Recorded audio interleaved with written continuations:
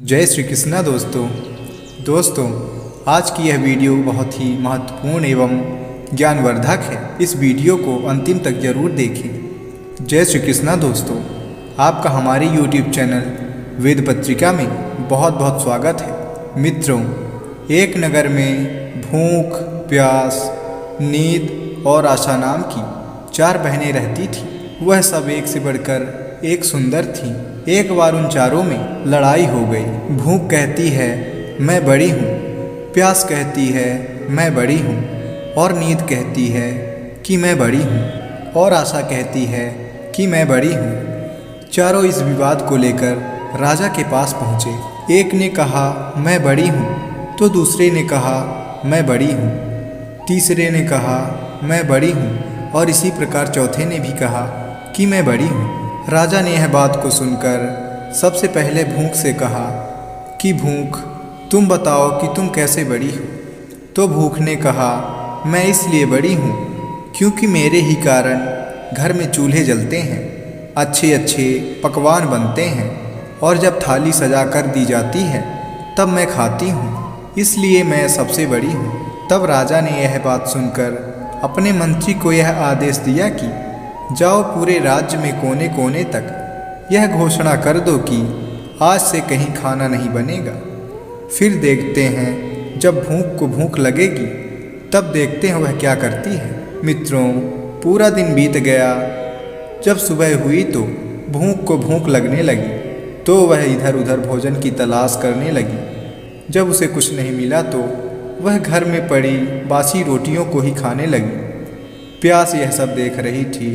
वह राजा के पास जाकर बोली कि हे राजन, भूख हार गई। वह अपने घर में पड़ी रोटियों को खाने लगी। देखिए मैं सबसे बड़ी हूँ। राजा ने कहा तुम बताओ तुम कैसे बड़ी हो।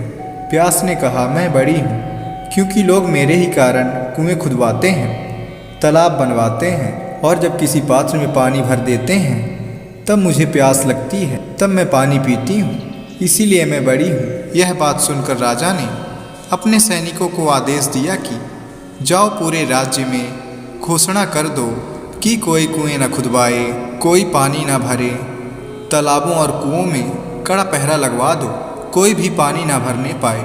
देखते हैं तब प्यास लगती है तो क्या करेगी। पूरा दिन बीत गया, एक रात भी बीत गई। जब दूसरे दिन प्यास सताने लगी तो वह इधर उधर भटकने लगी। उसे जब कहीं पानी नहीं मिला तो वह मजबूर होकर गड्ढे का पानी पीने लगी। नींद यह सब देख रही थी। वह राजा के पास जाकर बोली हे राजन, प्यास तो हार गई, वह गड्ढे का पानी पी रही है। तो नींद ने बोला कि मैं बड़ी हूँ। राजा ने बोला तुम कैसे बड़ी हो। नींद ने बोला मैं इसलिए बड़ी हूँ कि लोग मेरे ही कारण पलंग बनवाते हैं, बिस्तर लगवाते हैं। जब लोग बिस्तर लगवा कर देते हैं तब मैं सोती हूँ। राजा ने अपने सैनिकों को आदेश दिया कि पूरे राज्य में कोई पलंग न बनवाए, बिस्तर न लगवाए। नींद को जब नींद आएगी तो देखते हैं वह क्या करेगी। पूरा दिन बीत गया, आधी रात भी बीत गई। अब नींद को नींद आने लगी। अब वह बिस्तर खोजने लगी।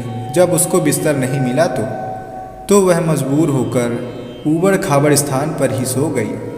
आशा यह सब देख रही थी। उसने तुरंत राजा के पास जाकर राजा को कहा हे राजन, नींद तो आज हार गई, ऊबड़ खाबड़ रास्ते पर बिना बिस्तर के ही सो गई। बड़ी तो मैं ही हूँ। राजा ने कहा तुम कैसे बड़ी हो। आशा ने कहा मैं इसलिए बड़ी हूँ क्योंकि लोग मेरे कारण ही काम करते हैं। नौकरी, धंधा, व्यापार मेरे ही कारण सब करते हैं और मेरे ही कारण परेशानियां उठाते हैं, लेकिन आशा के दीप को बुझने नहीं देते हैं। राजा ने आशा की यह बात सुनकर अपने सैनिकों को आदेश दिया कि राज्य में घोषणा करवा दो आज कोई काम के लिए कहीं नहीं जाएगा, ना ही व्यापार करेगा, ना ही आशा के दीप जलाएगा, ना ही आशा करेगा। देखते हैं जब कोई आशा के दीप को नहीं जलाएगा, कोई आशा नहीं करेगा तो यह क्या करती है। पूरा दिन बीता, आधी रात भी बीत गई थी।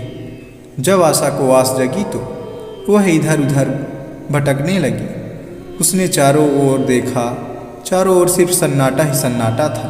तब आशा ने देखा कि सिर्फ एक कुम्हार टिमटिमाते हुए दिए के प्रकाश में काम कर रहा था। वह वहां जाकर टिक गई। कुम्हार ने देखा उसका सोने का दीपक, सोने की बाती, सोने का महल बन गया था। दोस्तों, जिस प्रकार कुम्हार की आशा पूर्ण हुई, उसी प्रकार आपकी भी आशा पूर्ण हो। आप लोग भी आशा के दीप को अच्छे कर्मों द्वारा प्रज्वलित करते रहिए। दोस्तों, आशा करते हैं आपको यह वीडियो अच्छी लगी होगी।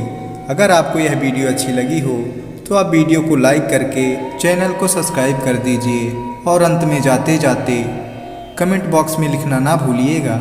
जय श्री कृष्ण। राधे राधे।